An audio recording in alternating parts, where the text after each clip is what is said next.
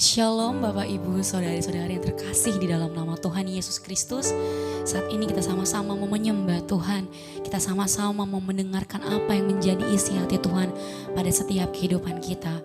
Mari apapun keadaanmu saat ini, mari tinggalkan semuanya. Kita mau datang sama Tuhan, kita mau menyembah Tuhan. Apapun keadaan kita, situasi saat ini, kami percaya Engkau bekerja atas setiap kehidupan kami malam hari ini, siang hari ini, pagi hari ini, kapanpun kami mendengarkan Tuhan recording ini, Tuhan kami percaya lawatan Allah terus terjadi atas setiap kehidupan kami Tuhan. Haleluya Yesus, haleluya Yesus, haleluya Yesus. Kami menyembah-Mu, kami menyembah.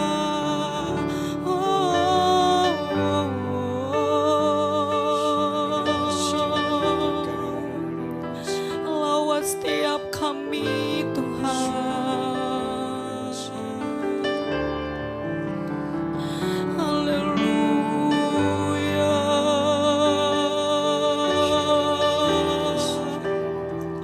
Kami datang Tuhan, kami sembah.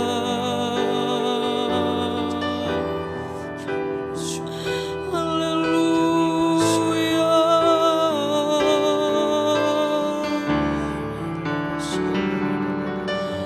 Bila ku buka mataku dan lihat wajah-Mu, ku terkagum. Bila ku lihat hidupku dan karya tangan-Mu, ku tersanjung karena semua yang baik dalam hidupku,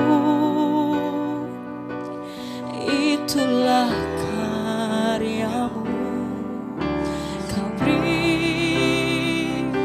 kesempatan yang baru dan ku ingin mengenal-Mu Tuhan lebih dalam dari semua yang ku kenal.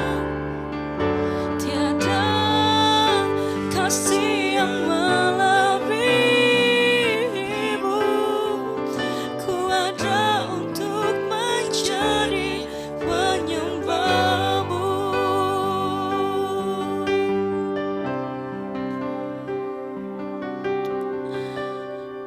Haleluya Yesus. Bila ku buka mataku dan lihat wajah-Mu, kami terkagum Tuhan, ku terkagum. Bila ku lihat hidupku dan karya tangan-Mu, ku tersanjung karena semua yang baik dalam hidupku, itulah karya-Mu. Kau beri kesempatan yang, katakan karena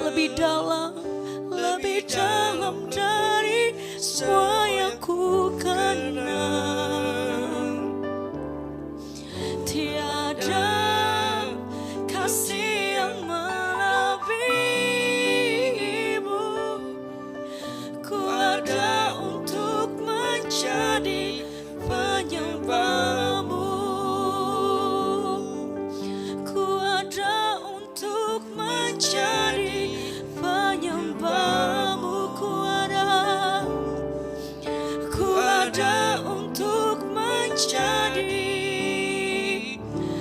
penyembah-Mu. Haleluya, kami ada untuk menyembah-Mu Tuhan. Kami ada untuk menyembah-Mu Tuhan. Sebab Kau Allah yang layak disembah. Kau Allah yang layak disembah. Haleluya Yesus. Kiaralah masih kiaralah bayakana bayaralah bayar. Kuriaralah masih kiaralah bayaralah bayaralah bayar. Kami menyembah-Mu, kami menyembah-Mu, kami menyembah-Mu yang layak dipuji disembah selama-lamanya.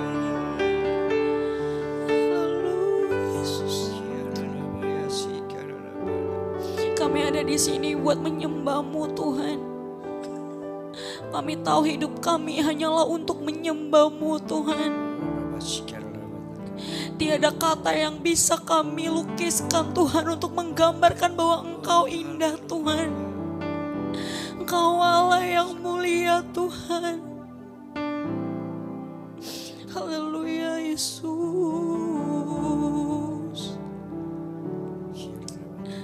Haleluya Yesus. Tiada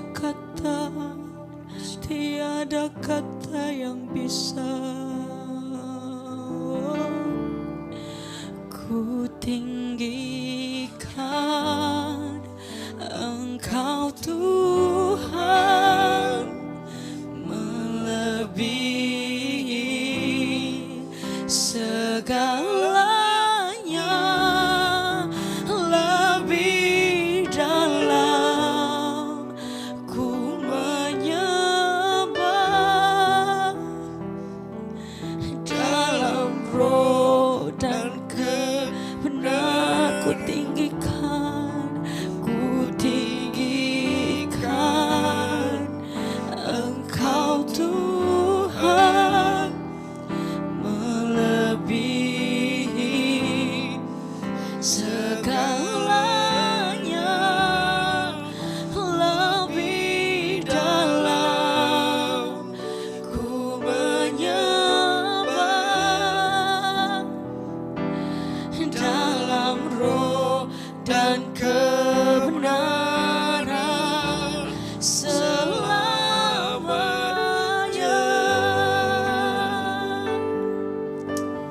Bapak terima kasih. Kami mau dengarkan pesan firman-Mu Tuhan dari Gembala Agung kami untuk kami domba-dombanya. Biarlah acara renungan tengah minggu ini menjadi sebuah renungan untuk kehidupan sehari kami. Sebuah kegiatan-kegiatan di luar tempat ibadah kami, di mana kami beribadah dalam gereja, supaya kami mengerti bagaimana kami harus hidup seperti apa yang Tuhan kehendaki, Tuhan ajarkan, Tuhan tetapkan, sehingga kami hidup di dalamnya, sehingga kami sungguh memenuhi kehendak Bapa. Karena itulah kami dipanggil, supaya kami memenuhi kehendak Bapa dalam kehidupan sehari-hari. Berfirmanlah, biarlah pengurapan Tuhan turun atas kami yang mendengarkan firman Tuhan dan pesan gembala ini, dan juga buat hamba-Mu ini yang akan menyampaikannya, menjadi penyambung lidah-Mu Tuhan. Urapan kenabian-Mu, inspirasi, bahkan pewahyuan Roh Kudus akan sampaikan, sehingga firman-firman yang disampaikan akan hidup bertumbuh dalam setiap pendengar dan di hati setiap pendengar dalam kehidupan sehari-hari. Terima kasih Bapa, kami sambut firman-Mu dan pesan Engkau sebagai Gembala Agung kami, Tuhan kami Yesus Kristus. Haleluya. Amin. Salam. Salam kekeluargaan dalam Tuhan. Kita sebagai keluarga Tuhan, walaupun kita berbeda suku, berbeda seperti berbudaya, mungkin juga bisa berbeda aliran gereja yang berbeda, ada dari Katolik, ada dari Protestan, dari Protestan Injili, ada yang Pentakosta, ada yang dari karismatik, bahkan ada mesianik, ada banyak aliran di gereja di Indonesia ini, khususnya di Indonesia ini mungkin lebih daripada 300 lebih, bahkan yang pernah mengatakan lebih daripada 400 aliran gereja. Namun kami ingin membawa kembali lewat pesan gembala ini, itu bagaimana menjadi orang Kristen yang normal gitu saudara. Karena di luar gereja banyak kekristenan sebagai laboratorium daripada firman Tuhan, sebagai pengamatan. Kami sebagai hamba Tuhan ingin tahu sejauh mana real kehidupan kekristenan sehari-harinya di luar gereja. Karena selama ini kami para gembala, para pendeta hanya bisa dekat dengan semua jemaat hanya dalam gereja. Tetapi dalam kehidupan sehari-hari setelah melihat perkembangan bagaimana hidup dalam kehidupan sehari-hari. Karena kehidupan sehari-hari seringkali terseret dengan kehidupan yang bersifat duniawi. Sehingga pandangan hidup, bahkan pola berpikir, sikap hati, motivasi, gaya hidup sepertinya tidak seperti yang ada pada waktu mereka atau kita dalam gereja. Dan Tuhan mau bahwa Tuhan menilai hidup kekristenan kita bukan dalam gereja, tapi di luar gereja, dalam kehidupan sehari-hari. Bagaimana di rumah tangga, di sela nilai-nilai kita. Bagaimana nilai seorang suami yang mengasihi istri kah? Nilai seorang istri, apakah dia tundukkah pada suami? Atau seorang anak-anaknya, apakah mereka adalah anak-anak yang hormat kepada orang tua? Terkadang mungkin seorang suami, seorang istri dan anak-anak dalam gerejanya itu, dalam gereja mereka melayani. Tapi begitu mereka kembali ke rumah tangga, kembali ke masyarakat, mereka tidak ada lagi seperti kehidupan dalam gereja. Seharusnya kehidupan dalam gereja dibawa dalam kehidupan sehari-hari. Nah saudara, saya ingin sampaikan satu pesan gembala agung kita dari Tuhan kita Yesus Kristus. Saya sebagai gembala yang harus menjadi keran untuk menyampaikan firman Tuhan buat setiap saudara yang mendengarkan pesan gembala ini, dimanapun berada, siapapun saudara. Ya, karena ini pesan tidak hanya untuk jemaat saya, tapi untuk semua orang yang percaya pada Yesus. Entah itu Katolik, Protestan, atau Pentakosta, atau aliran apa saja. Karena kembali bahwa kita harus hidup seperti Yesus. Nah sebab itu saya ingin menyampaikan tentang bagaimana hidup sebagai orang Kristen secara normal. Artinya orang Kristen dia harus punya ciri-ciri, setiap harinya punya ciri-ciri. Itu bagaimana ciri-cirinya sebagai orang Kristen normal. Karena banyak orang Kristen yang saya nilai tidak normal kalau dibandingkan dengan dalam gereja. Bahkan ada yang berlebihan lagi. Mungkin kita sebut jadi bukan sekedar tidak normal atau abnormal. Tapi juga malah ada ajaran-ajaran Kristen atau kehidupan Kristen yang terlalu paranormal. Mereka menggunakan imannya luar biasa. Ngusir setan, bernubuat dan sebagainya. Bahkan ada orang juga tidak hidup dalam iman yang luar biasa. Seperti aliran gereja yang luar biasa dalam iman. Tapi kurang dalam kasih. Makanya gereja terpecah-pecah. Lalu juga ada Kristen-Kristen yang mungkin mereka dalam kasih. Tapi imannya tidak seluar biasa daripada gereja-gereja atau umat-umat yang dalam gereja-gereja beraliran multi-pentakosta karismatik. Tapi juga kasihnya bukan kasih agape. Kasih yang bersifat persaudaraan. Yang sama dengan orang-orang yang tidak mengenal Tuhan juga. Orang komunis juga punya kasih di antara saudara. Mereka punya satu ayat saja, sama rata sama rasa. Mereka saling mengasihi, saling menopang. Itu orang ateis. Jadi kekristenan seringkali menjadi tidak normal karena ada hal-hal yang dilakukannya tidak sesuai dengan firman Tuhan. Harus punya keseimbangan bagaimana iman dan kasih itu harus berpadu. Nah saudara, saya ingin menyampaikan sebuah teguran Tuhan buat orang-orang dalam gereja. Bahkan teguran ini buat tingkat orang yang mungkin para pengkhotbah, para pengajar, ahli dalam kitab suci. Juga yang kedua, Tuhan menegur para aktivis di dalam tempat-tempat ibadah. Nah, saya akan bacakan satu ayat, itu diambil dari satu ayat yang disampaikan dalam khotbah di bukit, dalam Matius 5 ayat 20. Bagaimana Tuhan menegur dan memperingatkan kita yang ada di bawah level para ahli Taurat dan level para aktivis gereja. Jadi ini pun diteguran Tuhan bahwa mereka bisa saja tidak masuk gereja walaupun ahli dalam kitab suci. Walaupun mereka paling aktif dalam gereja, bahkan bisa setiap hari mereka hidup dalam gereja, aktif dalam pelayanan. Tapi mereka bisa nggak masuk surga. Karena firman-Nya berkata demikian. Dalam Matius pasal ke-5 ayat ke-20 dikatakan di sana, maka aku berkata kepadamu, jika hidup keagamanmu tidak lebih benar daripada hidup dari orang-orang ahli Taurat dan orang-orang Farisi, sesungguhnya kamu tidak akan masuk ke dalam kerajaan surga. Saudara bayangkan tadi dikatakan Yesus, kalau hidup keagamaanmu tidak lebih benar dari orang yang ahli kitab suci, ahli khotbah, ahli tafsir. Kalau kehidupan keagamaan tidak lebih benar, kamu gak masuk surga. Artinya para ahli Taurat itu belum jaminan.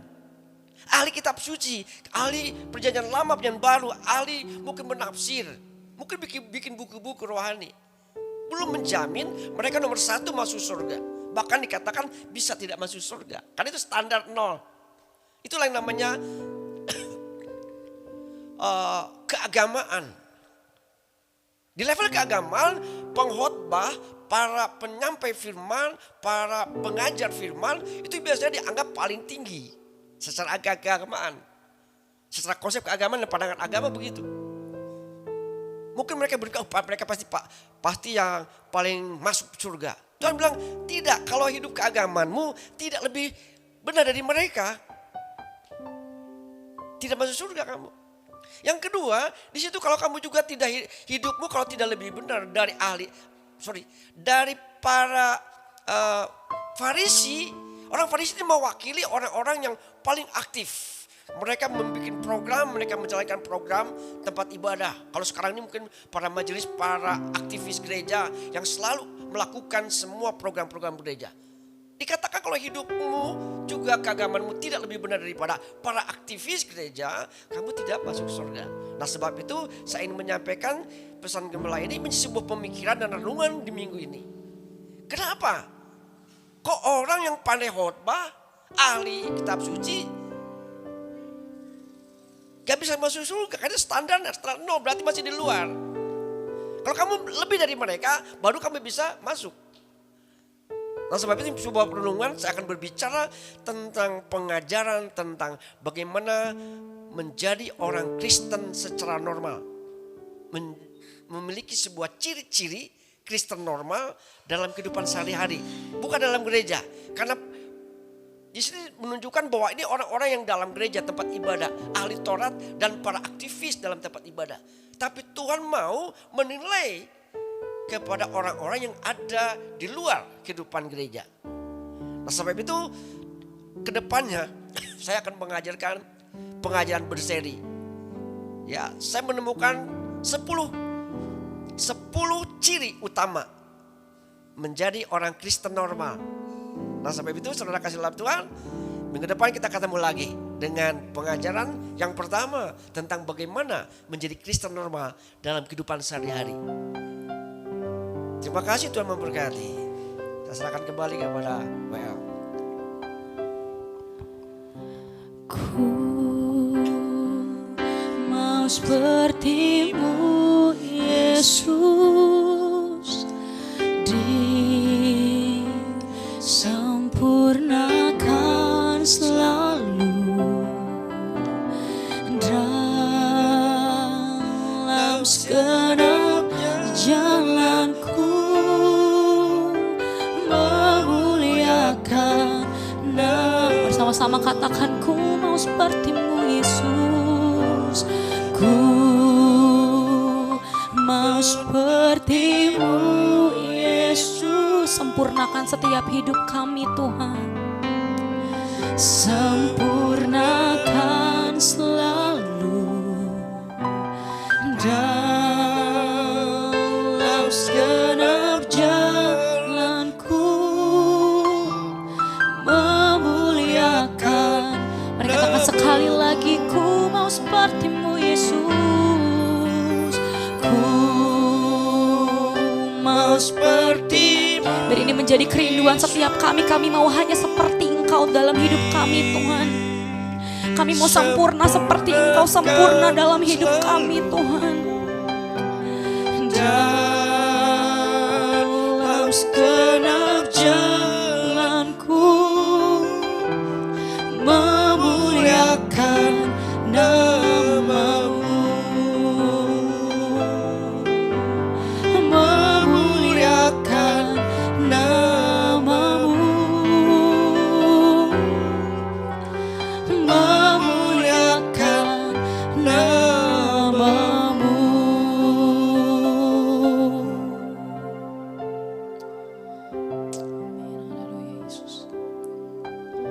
Kami mengucap syukur buat siang hari ini, buat malam hari ini, buat pagi hari ini Tuhan.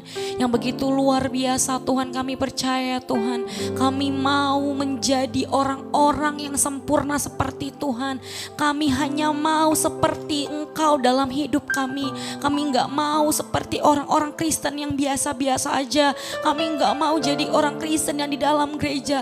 Tapi yang kami mau hanyalah seperti Engkau dalam hidup kami. Sempurnakan kami. Ubahkan kami dalam hadirat-Mu Tuhan.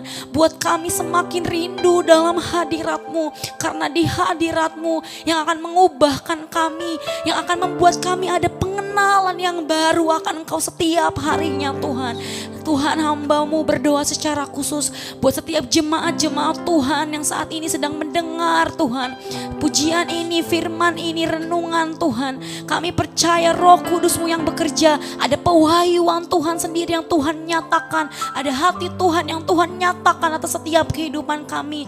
Terima kasih Tuhan. Terima kasih Tuhan. Kami percaya ini hanyalah 10% dari apa yang mau Tuhan sampaikan. Ini hanya 10% dari apa yang mau Tuhan nyatakan. Karena kami tahu hati Tuhan sangat rindu untuk menyatakan hati Tuhan lebih lagi atas setiap kehidupan kami. Terima kasih Bapa, terima kasih. Terima kasih Tuhan. Di dalam nama Tuhan Yesus Kristus. Haleluya. Amin. Amin, haleluya. Terima kasih buat Bapak, Ibu, saudara-saudara dan teman-teman semua yang telah mendengarkan pujian dan firman hari ini. Terima kasih, sampai ketemu di sharing berikutnya. Tuhan Yesus memberkati. Shalom.